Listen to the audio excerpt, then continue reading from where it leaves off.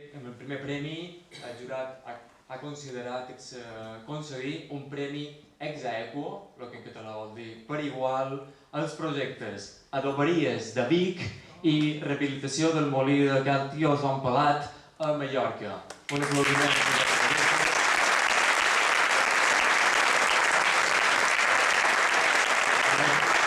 En el cas de les Adoberies de Vic, el promotor és l'Ajuntament de Vic, els autors són l'Elisenda Foradada i la Mireia Noguera, l'arquitecte tècnic, el Miquel Autet, i el constructor Vesta Rehabilitación SL. Del projecte de les Adoberies, el jurat valora la recuperació de les dues adoberies que foren adquirides per l'Ajuntament per destinar-les a equipament públic i espais de cotreball i que són les primeres en ser rehabilitades de les 18 existents. Es tracta d'uns edificis característics del paisatge de la vora del riu Méder, al pas per Vic, i que varen estar a punt de desaparèixer per una planificació aprovada a finals del segle XX. Un moviment ciutadà, la plataforma Salvem les Adoberies, en va frenar l'enderroc i posteriorment la Generalitat el va protegir com a bé etnològic amb la categoria B5, bé cultural d'interès nacional, el primer de tots ells declarat a Catalunya.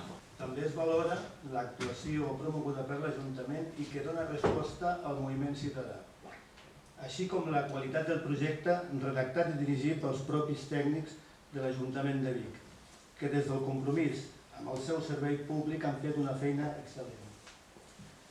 Entre d'altres, han seguit els criteris de preservació del patrimoni, tot utilitzant els materials originals i respectant les tècniques constructives tradicionals. S'han mantingut les tipologies del forjat quan s'han reforçat en fusta i quan eren de fusta i amb reforç metàl·lic i capa de compressió en el cas de bigues de formigó i revoltocera. Es té també especialment en compte el criteri de mínima intervenció, la recuperació dels escadors, de les baranes originals, de les fusteries i la cura i el respecte cap als elements existents en general, així com el doble tractament de les dues façanes corresponents als dos edificis a partir d'un estudi estratigràfic que els ha donat eines per decidir si recuperar o no el morter, consolidant el maó vist on no hi havia traces suficients. En definitiva, un projecte excel·lent. Enhorabona, un aplaudiment una altra vegada.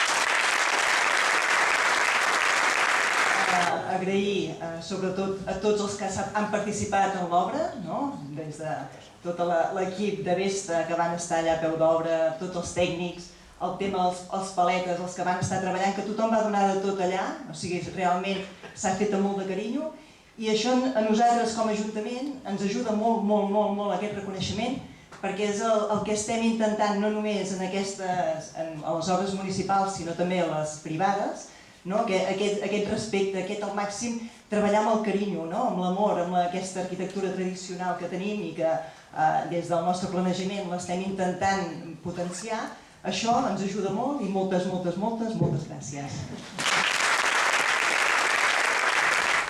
En primer lloc, donar les gràcies al jurat, també a l'organització de Toni Cobos, devoció, satisfacció, orgull, equip i passió. Aquestes són les paraules amb les que han definit totes les persones que han participat en la nostra obra, juntament amb els tècnics.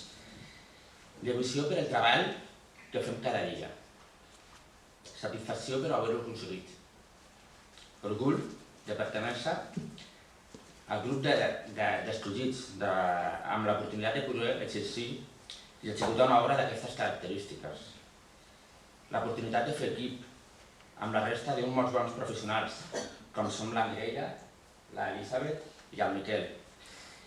Tot això demostra que quan tots anem de la mà i fem un equip, el resultat és espectacular.